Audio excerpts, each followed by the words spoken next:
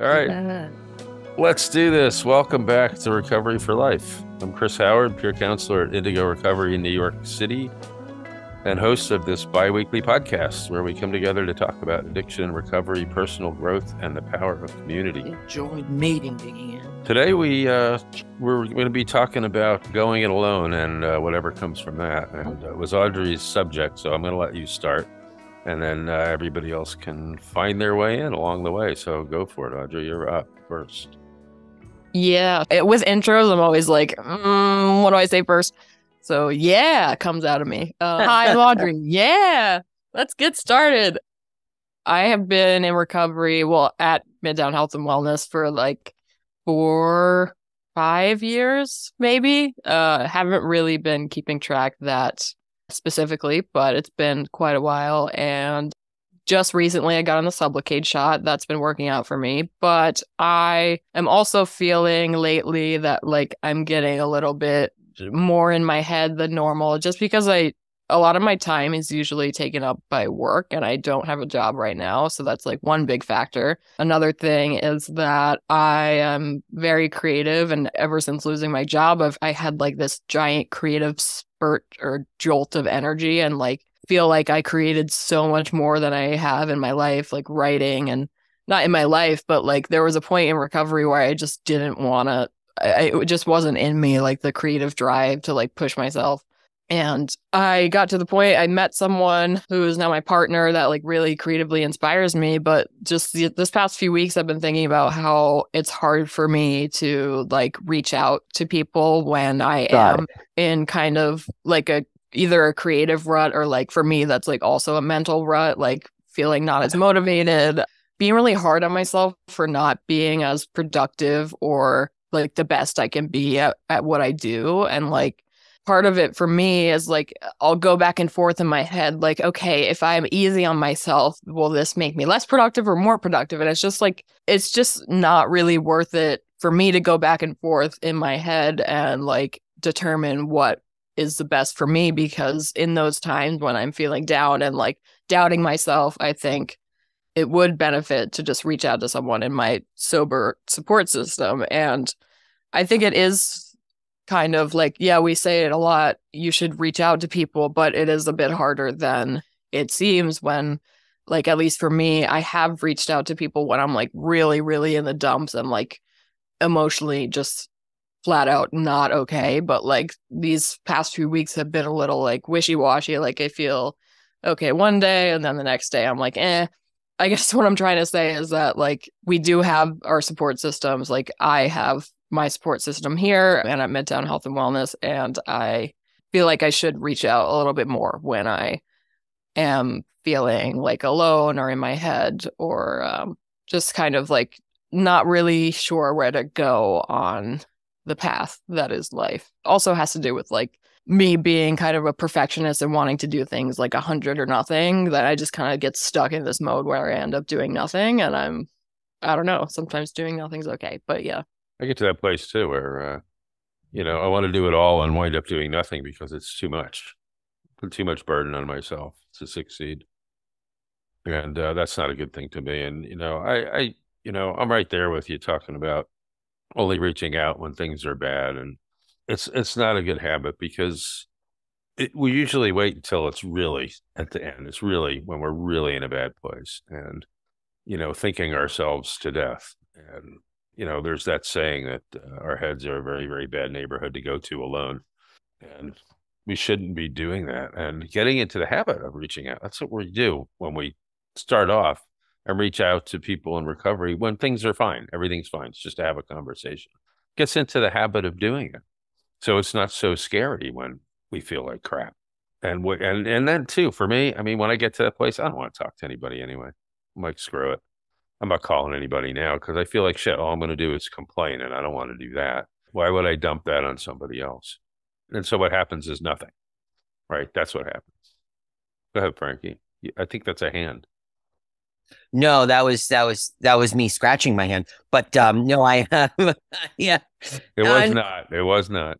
No, it was. I agree with you. I mean, I know that my head is the worst place to be. When I'm deep in my head, it's a 3-ring circus of craziness.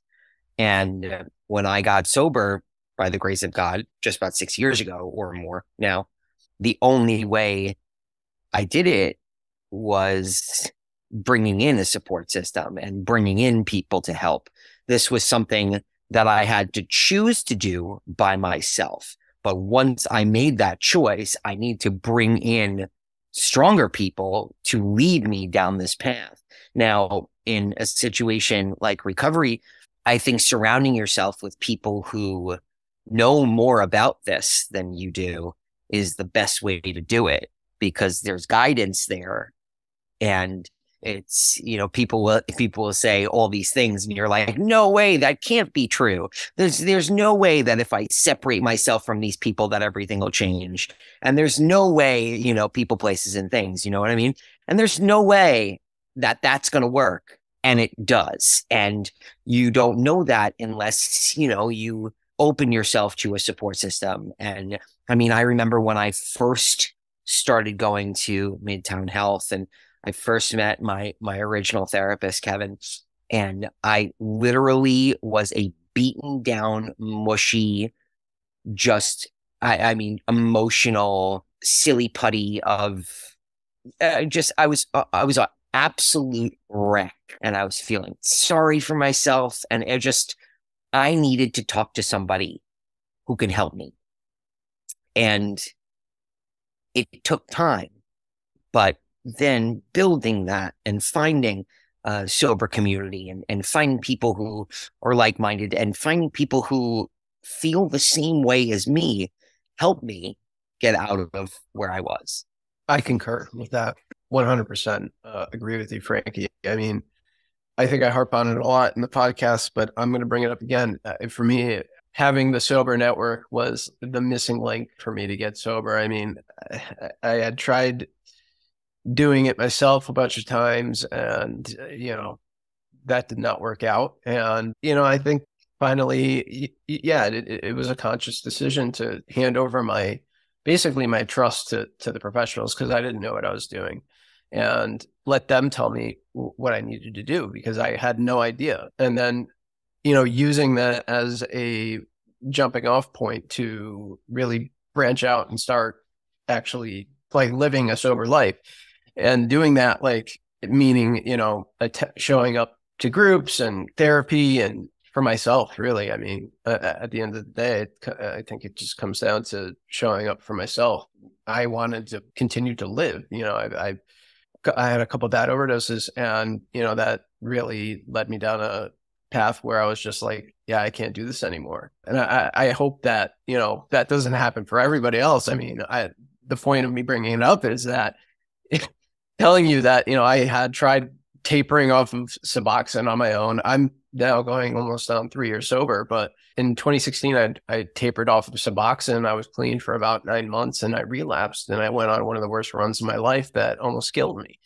And then I tried going into inpatient, and I had this attachment to all these materialistic things like my home, my car, paychecks. And after those run-ins with the overdose, it was just like, it was not worth it. Whatever materialistic thing that I had, it was not worth me risking my life over continuing to use. I had to change. I had to do something.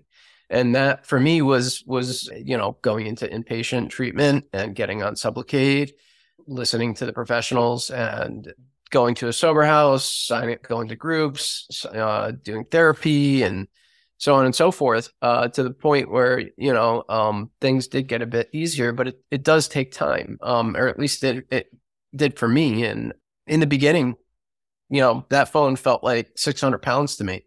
I wouldn't reach out to anybody, but now it's all different. I have a different mindset, a different outlook on life, and I'm in a different place. So it's nice to be able to look back on the past and kind of be proud of where I am now. Right. Mm-hmm. Yes. But not beat myself up over all the really crummy things I did and, choices I made. Yeah. Well, in retrospect, I look at it and it seems so simple.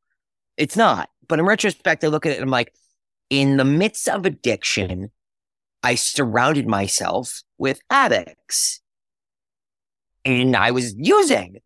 And in sobriety, I surround myself with a sober network and I'm sober. Like, it seems so simple, but like when you're deep in it, I understand that pain when you feel like there is no hope. This is my life. I hate my life and I have no choice but to use. But there is a choice, and here we are, the example, and here we are surviving, and here we are thriving because of the one good choice we made, which was to reach out for help. What was it, John, that Reach. the last time that you OD'd and you said you heard something? Oh yeah. What was yeah. So I mean,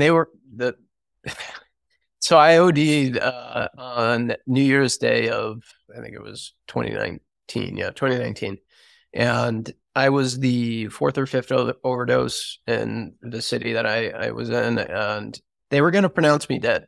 But before that happened, I mean, I was having some outer body experience where I was in this dark, warm, welcoming place. I was being escorted by these two very warm, welcoming energies to this light off in the distance.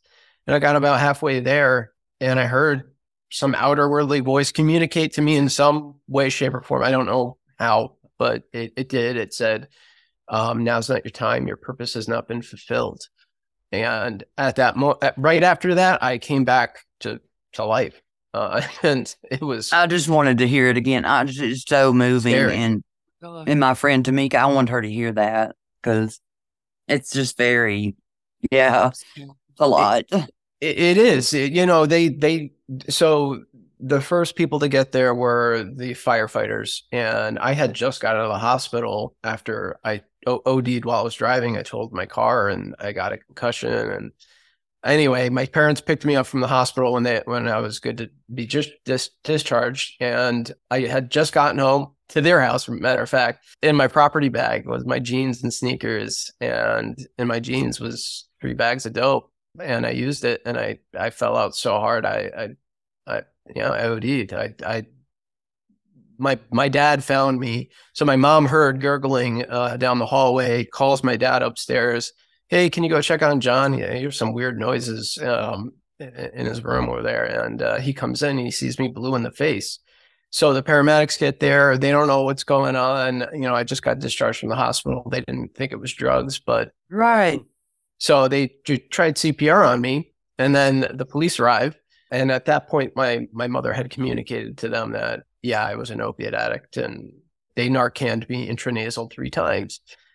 Then I didn't come back after that. And then the paramedics get there. No, the paramedics get there, and they, I guess, got up to speed on the situation, and they went, I guess, to the ambulance, and they had a tube like this of Narcan. It was like liquid Narcan that they hooked up intravenous to my left arm.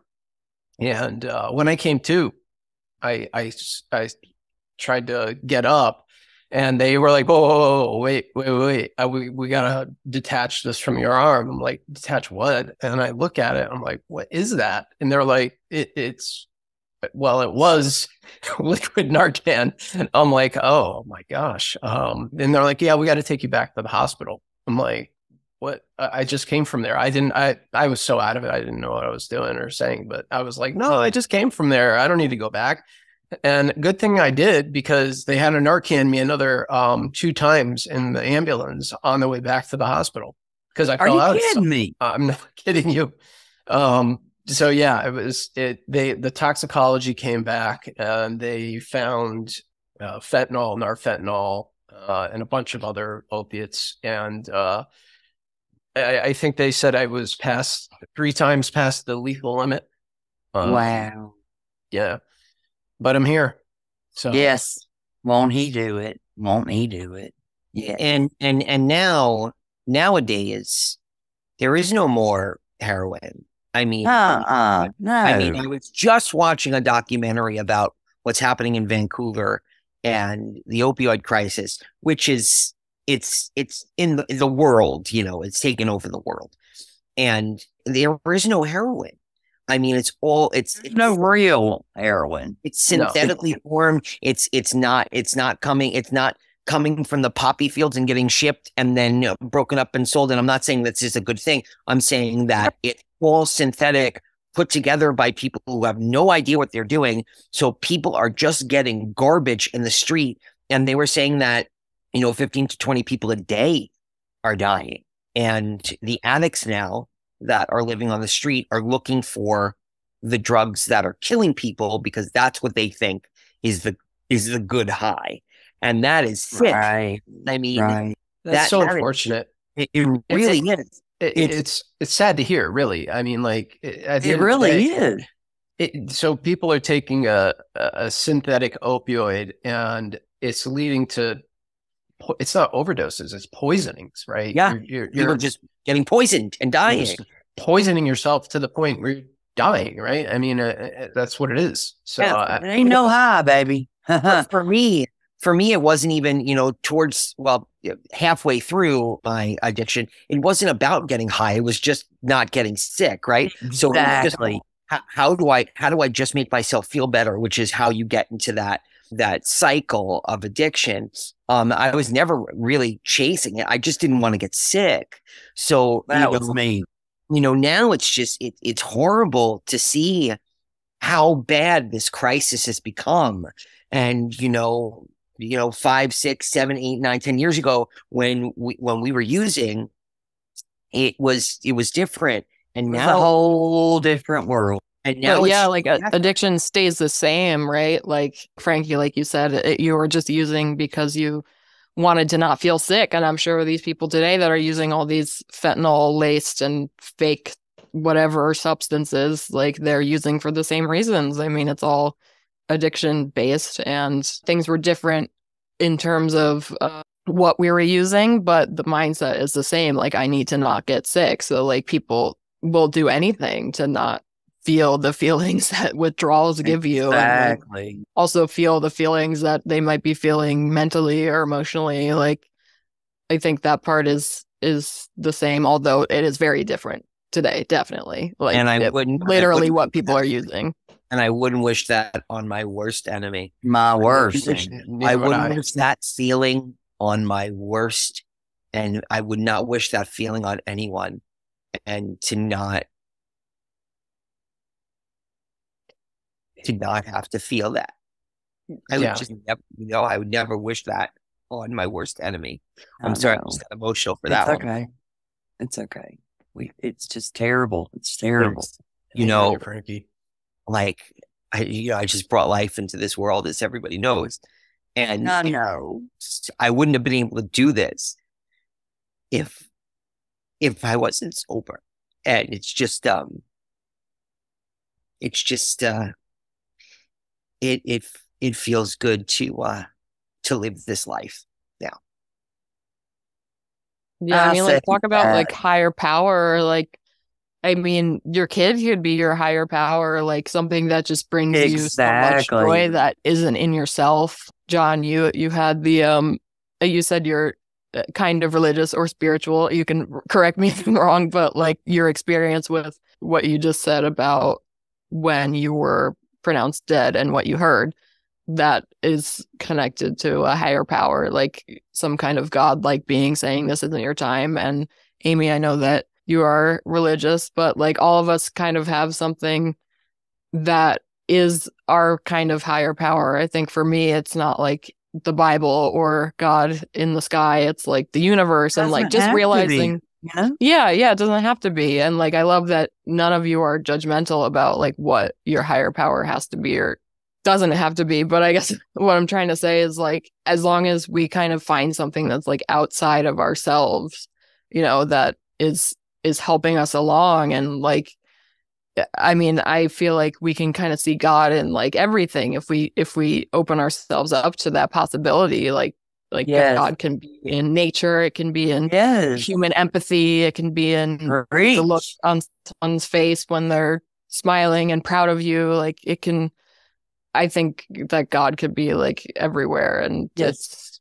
I think I use like some spiritual practices to like just remind myself that I'm not the only thing that matters, and like there are bigger things here. Right. But like it also takes time to like, and it comes and goes, those feelings. So That's a good way of putting it. Is what I was thinking while you guys were talking about this. Are a couple of things. One thing about the higher powers, the most important thing is that it's not me. Right. I'm not in control of this stuff. And that goes way back to where we started this conversation about being part of a community, reaching out to others, because I can't do this by myself. I'm not in control of all this, and I need that kind of help. But also, and I'm going to spin this to side B of that conversation too, which is when we reach out to someone, we don't know how much benefit we're doing for them. We don't know how much we're giving back when we reach out to somebody. It's not always about me being in trouble and needing help. It can be about, I wonder, let me just make a phone call and see how somebody's doing. Let me see how my sober friend is doing today. I'm going to pick up the phone and give a call and just And say you know, hello. like you said, that makes them feel good too. Right. And of course, we're helping ourselves by doing that. But at the same time, it's not about us. And that's where that, the higher power comes in too. It's not about me. I'm not in control of this thing, but I'm in a good place now. Let me help somebody else. Let me see what I can do for someone else. And that's a good habit to get into too. I mean, but you need the network to do that, right? If we're hiding out and isolating and not having a network and not being part of the larger community, then we don't have the phone numbers to call, do we? Exactly. Yeah, And I if it mean, wasn't for you, Chris, I'd still be sitting here by myself. yeah, I mean, I agree. Like my higher power is definitely not me. Obviously something beyond my understanding and comprehension. Whatever I experienced, it was beyond me and was assigned to me because I had lost all hope. I didn't believe in God. I when I was in active use and ODing and all that, right? Like I didn't really have any faith or belief in God or whatever. But after that, I mean, it definitely changed. I mean, for me, I think the higher power kind of snaps you awake. It's like, hey, I'm here. You know what I'm saying? Like it did you, John. yeah, You know what I'm saying? It took you 3 times, wasn't it? yeah. I think, when I hear something that isn't from me that says your purpose hasn't been fulfilled on earth, and here I am on a podcast, just being able to talk about it. I mean, that to me in itself is something greater than myself. Like being part of this podcast and community and being able to talk about it. Maybe it helps somebody. That's all I really, I am showing up for myself, but also, it's a cycle where, what you give out can come back, right? Yes. So. And, when I lost Sophie, I lost all hope and faith, everything. I just lost everything, and just wanted to go jump off a bridge somewhere. And that's the truth. Well, I wanted to go up in the highway and run and get killed, but I didn't, praise God. So I understand. I mean, not the same. It wasn't the same, but it's like a part of me died. I truly do understand. I read this book that still remains my favorite book. It's like a Herman Hesse book, but it's all about, God being good and evil. And I kind of had like this weird, I call it like a fake spiritual awakening when I was using, because I kind of used this notion that everything is good and evil. Like, oh, I'm going to really harness the evil in my, not intentionally do that, but I don't really know. I wanted to be very spiritual in my addiction and thought that I was reaching some kind of spiritual like guruism or whatever, just personally. I wasn't trying to like be a cult leader or anything, but I guess what I'm trying to say is like it was all kind of like, yes, I learned from it, but it was disgusting because I was in active addiction. I wasn't helping myself or other people whatsoever. I was just using this to create like the darkest art that I've ever made, like charcoal drawings of me like looking up to the sky, like happiness isn't real, like all this stuff that did not make me feel better. And I don't know, I just feel like I see It's sort of like that. It makes you a fake sense of spirituality or something. yeah, exactly. Like being high just made everything fake, kind of. When you came down, it was all the same or worse. So yeah, I feel like spirituality has definitely changed for me over time. And now it's like, it's not an all the time thing, but like at least now I can see a lot of light and good in things. And before it was like the dark depths of everything. Makes sense. The whole concept of higher power. I mean, that's fluid. It changes over time, right? Like you were just saying, it's not like, okay, here it is. This is what it's going to be for me forever. Mine has changed constantly over time. I had one concept and then another and then another. I mean, of course, in the beginning, I didn't have any concept. I had no idea what anybody was talking about. And I just wanted to be left alone. Like, what is this higher power bullshit? I don't want to have anything to do with this. But that's because in that time, it was always being referred to as God, and I wasn't buying into that. And that's just me, and that's okay. We're all different in that sense. But it has evolved over time, and spirituality is very different from religion, obviously. It's a whole different animal. So wide open, man. It could be anything you want. But yeah, well, I hear the loss of hope, and I was certainly there too. I mean, I was in that hopeless state. I was heading up to the bridge myself. I was pretty close to that. Very close. Very, very close to that. And aren't we so glad we didn't do something like that? Yeah. Well, I mean, like anything, there were other forces at work. I had to think about my 3 kids and what their life would be like if their dad leapt off a bridge. That wouldn't be very pleasant for them. And the things that run through my head are, would they feel like it was their fault? Would they have felt guilty about it? And all of that shit. And I was like, I can't do that to them. That's what kept me on the planet. I think that's different for everybody too. It just wouldn't solve anything and make everything worse, Well, especially for your family. Running away. It's me saying, I can't handle this.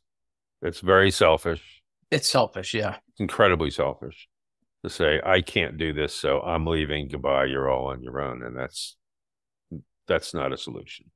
Not to me. I don't know, kind of going back to how we started the conversation, just being in one's head. I'm married and trying to start a family, and I do get in my head sometimes. Both my wife and I are addicts, alcoholics. And if we do bring life into this world, the drugs and things people do today aren't what we did, and they're very deadly, and that scares me. It scares me, and for the future generation. Yeah, it's a bit disheartening, but I try to think positively, and one thing I try to think about is that my wife and I have been through a lot, and hopefully we can be there should something like that happen. We at least know what to look for, and we understand, like we hopefully would be able to help our child, Right. Because you've been through it. Right. Well, we know we did everything already, so they can't fool us. Well, it's the hope that, if they get to that point where they're trying this stuff out, that we recognize, the signals. We see the red flags, and we go, wait a minute, we got to have this conversation. And then, we're straying way off, but then how do you have that conversation? I've had this talk with some people before who have, younger kids, maybe 3, 4, 5, 6, 7, are starting to get into the tween years. And the question becomes, how do you address it, and how much do you self-disclose at that point? And it's a very sensitive moment. None of you guys are there, so it's okay. Although, Amy may have been there. Shit. I never even thought about having this conversation ever. And now it just, like, I joked around about like having the birds and bees conversation. What, 13 years. I've already had it. I have already had it with Lakin about do not take candy from people. Do not take any pills from or smoke anything So I've already talked to her about it. Well, see, she's got a ways to go still too. I'm gonna enjoy the baby You rattle. don't have to worry about it. Movie. Yes, enjoy it. I don't I'm want to gonna- scare anybody. I don't want to scare I'm anybody, gonna be but like, see this bottle? This is good. Because it doesn't last long at all. gonna- Stick with that for now. Be in the present. Yeah, I'm gonna leave Namaste. that. What is it? Namaste. I'm doing something wrong. I don't want to make any wrong hand gestures. okay. Throwing out gang signs. Ah. Just Well, namaste. Stay in the namaste in the present. That's The another thing about like just being in your head and being, I don't know, like feeling not so great emotionally, physically, mentally, whatever. Like reaching out to someone can help you stay in the present and be like, look, okay, this is what's going on here. Like, and being in the present doesn't necessarily mean like not looking back, because sometimes when I do feel like this, like, and being in these groups makes me think like, wow, I have really come a long way from where I was when I was using, and even You really before have. then. Thank you. Yeah, just it helps to, and again, these groups bring up those feelings in me. So like, yeah, reaching out to someone would definitely just remind me of how far that I have come, and not to be so hard on myself because I didn't execute a project. You've that I've got been to wanting to give execute or yourself something. grace. You Yeah. absolutely have to give yourself grace. Definitely. That just brought up a thought in my head. I may not. I do reach out to my sober network, but I also reach out to my parents in particular, because they were there to That's wit- wonderful. witness that horrific event, right? And I'll never forget their faces. It's it's particularly tough. It's like ingrained in my brain. I got like PTSD from it, and I'm sure they do too. And I try to reach out to them and involve them in any good thing that I can, life event that is happening. And I had my dad text me the other day. I just had stopped by, after the gym, and he texted me after. He's like, I really, really, I like it when you stop by. It means a lot. And Aww. I never would have thought my parents would say something like that to me. And it's nice, but I do have a lot of like regret and shame and guilt. You've got to let that go, John. No, I know, Right. but I'm sure what I'm trying to say is like, trying to. I had to distance myself from them for a while, because like they just didn't trust me at all, right? Like, and now that my life has changed, getting them involved in my life and showing them that I have changed, and showing them all the positive things I'm doing, and just being, creating good memories with them. I think that's, they're getting older. If I can at least give them that, maybe That I'll feel a little peace. bit better. That peace of mind Peace that of you're mind. okay. Yeah.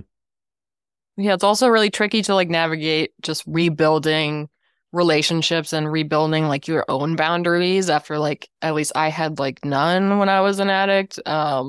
Like just trying to do that as a normal human is hard, but like I guess just trying to rebuild your own self with the help of others. It's necessary to have the help of others to rebuild yourself, and like we definitely can't do this alone.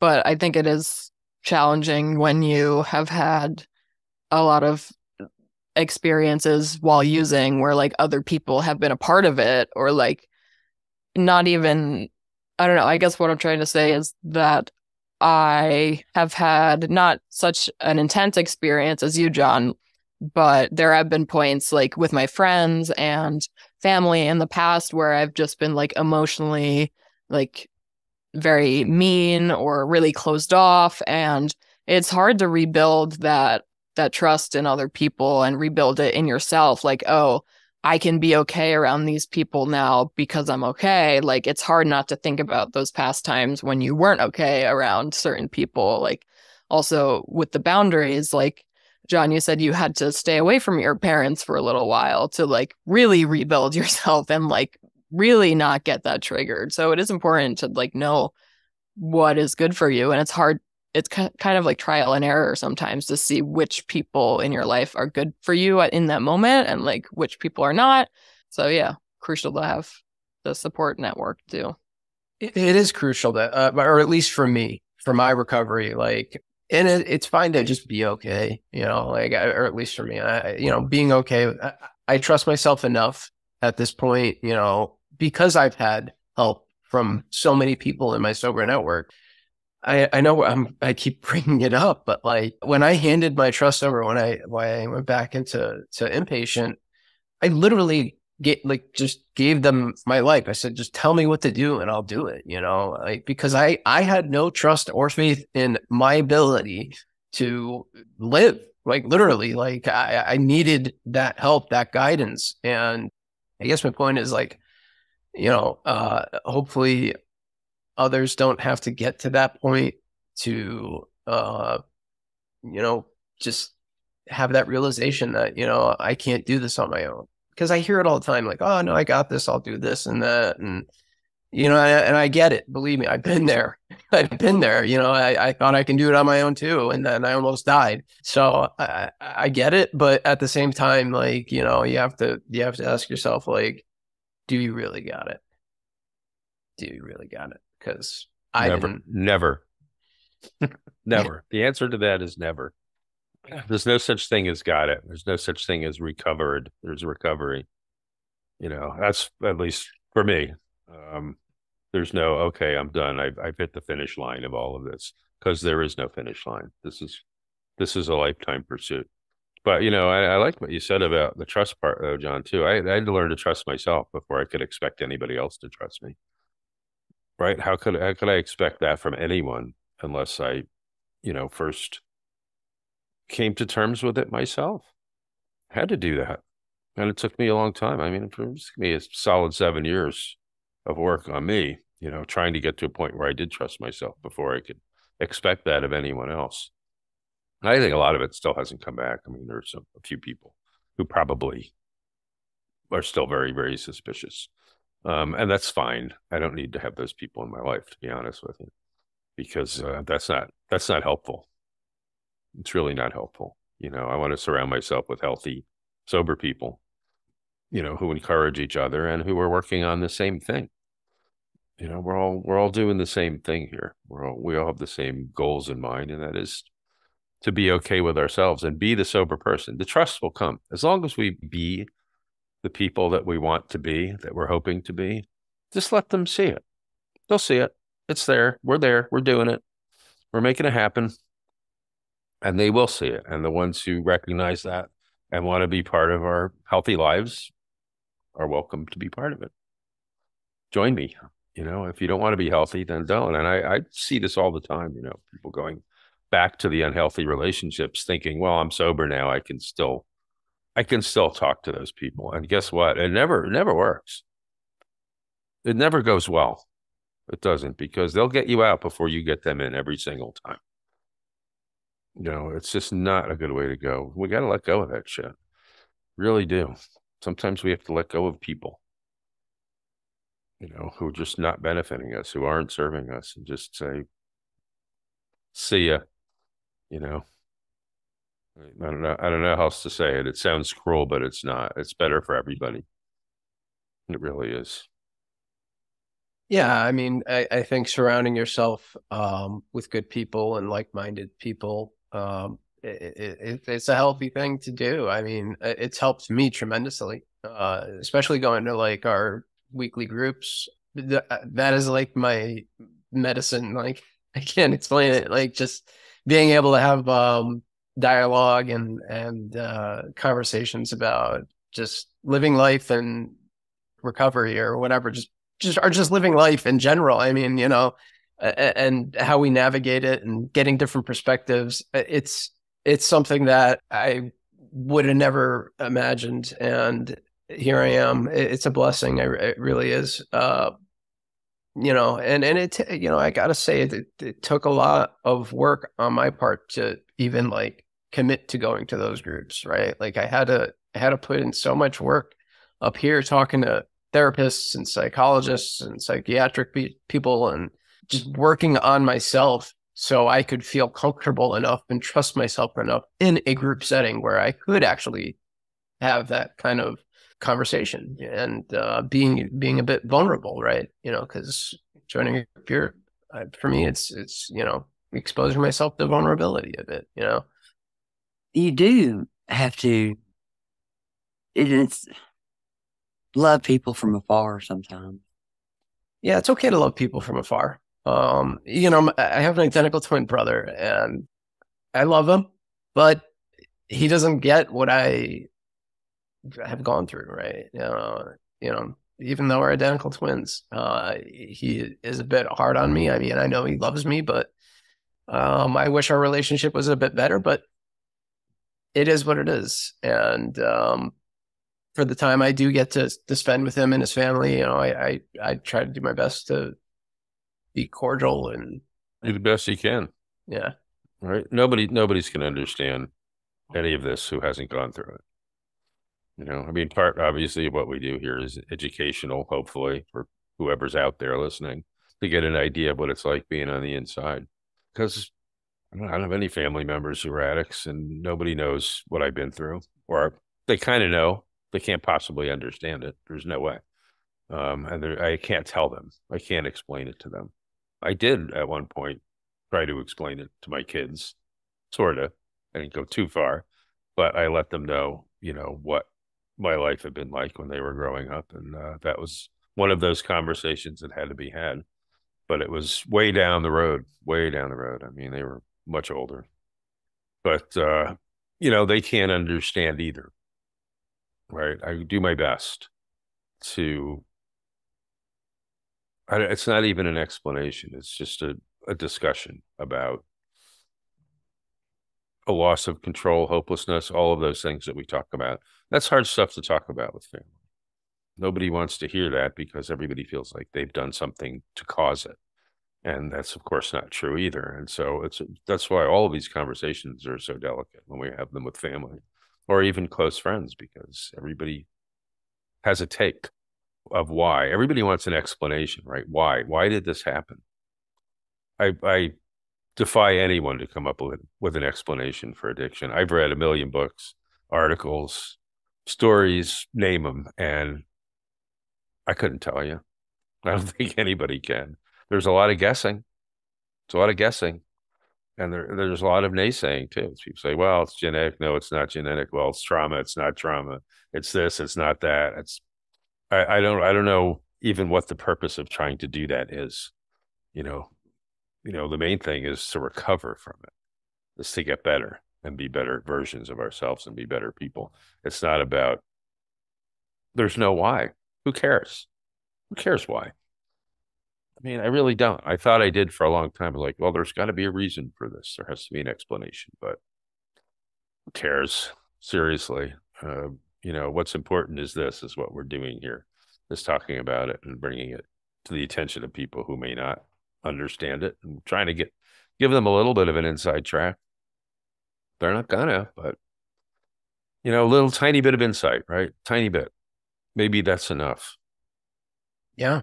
I mean, the way I look at life now is I have a finite amount of time on this planet, and I got to make the best of it, right? I gotta be the best version of me every day. I try to take it a day at a time, and not take things personally. Don't make assumptions, and be true to my word, and just try my best. And hopefully, whatever I put out is.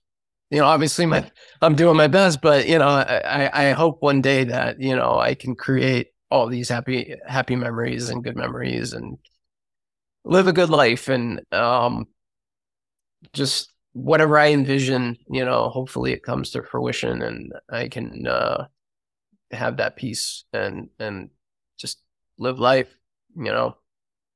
By living that life, you're showing other addicts that it's possible. It is possible, you know. Of course it is.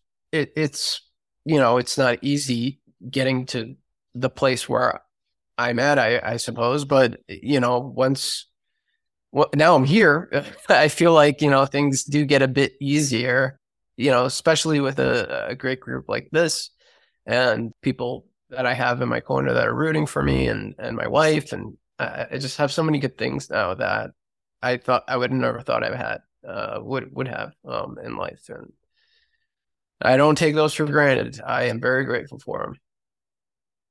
Lots to be grateful for. It really is. Who else? Come on, somebody else jump in here. I like to say it's more like my little mantra about like not caring what people think / like doing my best for myself and others. Amen. Like sometimes I just write down in my notes like, I'm me, I'm Audrey, I'm just me, take it or leave it. Like I'm just gonna be what I am, and you can take that as you will, I'm just gonna do me. Like, And I'll take it all day, every day. yeah. I love Oh, that you mantra. made me what is it called? The throat thing. Hiccup? When I laugh really hard, it just Oh. comes out real fast. You guys look confused. Sometimes when I laugh, it like makes a really weird noise, and that just happens. Oh yeah, Didn't even hear it. I Didn't think you even were hear going coffee talk on me. I thought you were going, "Oh, I'm all for Klimt." I didn't know. But yeah, sometimes I do have hard days, and I really am very privileged and grateful to have everything I have in my life. And it does take a lot of like trial and error and vulnerability, like opening yourself up to the world to get to a certain place where you're comfortable. Like you're never going to be 100% amazingly fantastic, perfect, comfortable all the time, but at least try to open yourself up to the possibility that things can get better. And like I remember just being in active addiction and not thinking again, like this, like we've all thought before, like this is the end for me. This is going to be my life now, just chasing this drug, and that's it. And I'm just going to die this way. But just like opening yourself up, being vulnerable, and knowing that like nothing is going to be 100% perfect. You just have to be like crack that shell open a little bit and realize that there's more in the world than just getting sick and thinking about using all the time. And There's no point in reaching for perfection, because whatever it is, we'll never achieve it. If you could define it, go for it. But I couldn't even tell you what that is, so there's no point. You know, but you're right. I'm just going to be me, take it or leave it. And it takes a lot of recovery to get to that place of I'm going to be me. Because in addiction, we're always trying to be somebody we're not. Always, right? Trying to be something else, trying to live up to some other standard that someone else has set, not our own. Got to set. This is about me. This is about, like you said, being comfortable with who I am. I can go in any situation and just be me. And you know what? That's You're right. Take it or leave it. Right. That's You right. don't like it? Can't help you. Sorry. Yeah. It took me a long time to not worry about what everyone else thought. You know, I remember just thinking, oh God, what would they think about this? You know what? You get a certain age and you're just like, F it. Okay. I'm doing what I'm going to do to be happy. And if somebody else don't like it, oh well. Remember those stories that we hear about addicts who were in kindergarten and thought, well, I'm really uncomfortable in my own skin. I could have used a drink in kindergarten. You know, you hear those, right? Yeah. Audrey's shaking her. yeah, I was so I uncomfortable. really could have. I Yeah, really. same. Yeah, I did not want to read my stories in front of the class. My mom had to call in to the teacher and be like, Audrey can't read her story today. She's too I scared. used to fall and like- bust my kneecaps every day so I could go home, bust them, make them bleed. Yeah, I used to cry in the car. The nurse had to pull me out to get into school because I was afraid of going to gym class because people would look at me play sports. It was so bad. I didn't even do gym. I didn't even do the gym part. My dad was like, how do you get a C in PE? I said, 'cause I don't dress out. Too funny. But that's the truth. So it takes a long time to get, for us, especially, to get to a place of comfort with ourselves.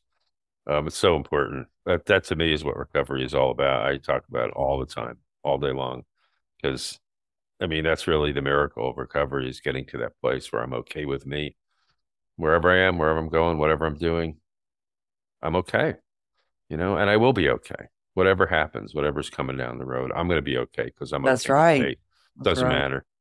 And I just want to tell y'all, I finally believe in myself again. And I want to thank each and every one of y'all, because you really strength, God, courage, strength.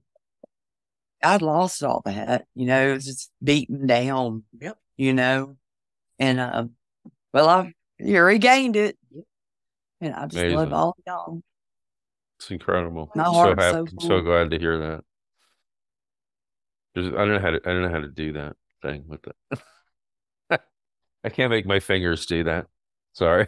I have double jointed thumbs, or hitchhiker thumbs. They're also double jointed, but Oh, hitchhiker wow. Dude, it makes a Wow, good heart. that's impressive. I just do Anyway. that. I love you. Frankie's son. trying. Come on, you can do it. Come on, man. You I'll can do that. I know love you- you. You see me struggling? Yeah, I'm doing this. I See me don't know what I'm struggling? doing I'm here. like, I guess if my thumbs didn't go like that, then Hey, you got it. Oh, Look, yeah. you did it. yeah, you got it. I think we have nearly burned another hour with this lovely, wonderful conversation again. You guys are amazing. Really are. And so are you. So are What you. what a gift. Thank you. What a gift to be able to just hang out and talk about this stuff. Who would have thought? Talk about comfort level, being able to do this and just have these conversations and throw it out into the world for all to see. And Yeah, just like we don't care. We're just talking. we're talking, and hopefully one person might benefit from all of this. I know that we are in a very selfish Yes. way. I'm Yeah. benefiting from this. And Tamika said she benefited from Good. this conversation. Okay. She's enjoyed it. I'm glad you're here. It's good to see you. I've heard that name before. I know that. That's There you Tamika. are. There you are. Oh, he's heard about you. Oh, sorry. I have. You're a good friend. That much I do know. Yeah. I know that. All right, gang. Well, we're going to close this out. We're going to throw some gratitude around like we always do and say goodnight. Who wants to go first?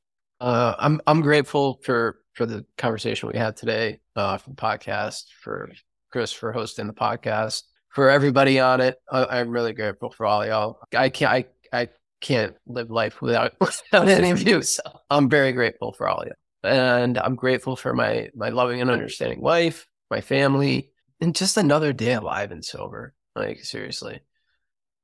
Yeah, man. Go ahead, Audrey. I always do that. I raise my hand to go, and then someone's like, "But it's okay." You have to just talk. You do. I know. I gotta just talk instead of being like, "Meep." You do the English AA way is the raised voice sharing. You just start. That's talking. what I do. I just bust All them. right. That's what they do. That's what they do. Really good at accents. But yeah, I'm grateful to be here. This podcast and the groups are my literal main source of recovery dopamine, I like to call it. So yeah, grateful to be here, grateful for all of you, and happy that I can talk freely and openly about what's going on, even though I feel a little wonky right now. Disclaimer, I took Advil, cold, and sinus, and I'm starting to feel a little... So yeah, grateful for Advil, cold, and sinus, and grateful that this is even a thing, that we have this podcast. Grateful for Chris. And yeah, just grateful to be here living life. Thanks. Yes, it is a thing. Okay, Amy, you are up. Well, y'all know what I'm grateful for. I'm grateful for every one of y'all. I love this podcast. Grateful for Tamika. Straight out. I'm straight up grateful for her. She is really good for me. And I'm grateful for my family and my little sunshine, Lakin. And I love you all. And Tamika would like to come back Okay. and share her story one day. That'd be fantastic. You're very welcome to make it. Come and do that anytime you want. All right, Frankie, you are up. I love this podcast, man. I got to tell you, I worked a 17-hour workday yesterday and then was in work at 6 a.m. this morning. And I am beaten, but getting here, I feel so good every time I leave this podcast. So I love you all. Once again, as always, I am grateful for all of you, my wonderful and perfect family, my beautiful and understanding wife, and my delicious, tasty, fat little baby that I'm going to suck the juice out of his legs as soon as Right. podcast. I am going Is he a to chunky monkey yet? some meat out of his legs when we get off this pod. I am going to eat this baby in between 2 pieces of rye toast. But You got to show him to us one day. the meat for the Italian beast. And as always, I am grateful for something fun. And this week it is the baby wipe warmer. If anyone is going to have children, I suggest you invest in the baby wipe warmer so that when you do pull that baby wipe to wipe a coolie, it's a warm wipe. I thank you all. Love you guys. Thanks, Frankie. Love you. I'm crying. Frankie, what did you say that time? Snow cones and what? That's all. Snow I got. cones and teddy bears or something? Maybe daffodils. I don't know. Oh, I don't know. Oh man, you guys are unbelievable. What fun. And true story, I was at a AA meeting in London, and they do in New York and most places when people want to share, they raise their hands. But in London, they do raised voice sharing. So whoever yells the loudest gets to go first. That's just the way they do it. That's just the way. squeaky wheel gets the grease. Yep. You talk the loudest, you get to share. That's how it works. I thought that was a blast. Anyway, and it's, talk about community. You can go anywhere in the world and you can find a meeting. You've been to London? Been to London. Yeah. I went to meetings in London and Paris, actually. Wow. Which are just fantastic. It's great to be able to go to a foreign city and guess what? Feel like you're at home because you can walk into a meeting and suddenly everybody, right? You're not a stranger anymore. It's a pretty cool thing to do. And everywhere I go in this country too, I'll find a meeting somewhere, whatever town I happen to be in. It's pretty cool. It's great. It's a great network. So sobriety, brings community. It really does wherever you go. Anyway, I'm grateful for that, certainly. And for all of you guys and, for your amazing participation once again. And, you guys are all just incredible, really. And grateful for our audience, of course. And if anybody's out there and they want to comment, please, if you heard anything that makes sense, sounds familiar, sounds interesting, you'd like to know more about, please drop us a line. Put a note in on our YouTube channel or wherever you can. And that's it. So thanks everybody for your brilliance once again. And we'll do it again in a couple of weeks. Don't forget to smash that like button. And hit the like button. Yes, don't forget the like button. Smash that like. Come on. Smash that like button. Yeah, we're going to subscribe. What's it called? I'm saying It's called It's called Recovery for Life. Indigo Recovery RFL. for Life. Recovery for Life. Yeah, Recovery for Life is the name of the podcast. Isn't the tag Indigo RFL? Yeah. Maybe. I don't know. Is it? Yeah. Great. That's what it is. Indigo RFL. Okay. Thanks for clearing that up. I never would have known. It's at Indigo RFL. Okay. There you go. we're good at marketing. Indigo RFL. Okay. Yes. Yeah. Great. We're great at that. All right. All right, gang. See you in a couple of weeks. Bye, y'all.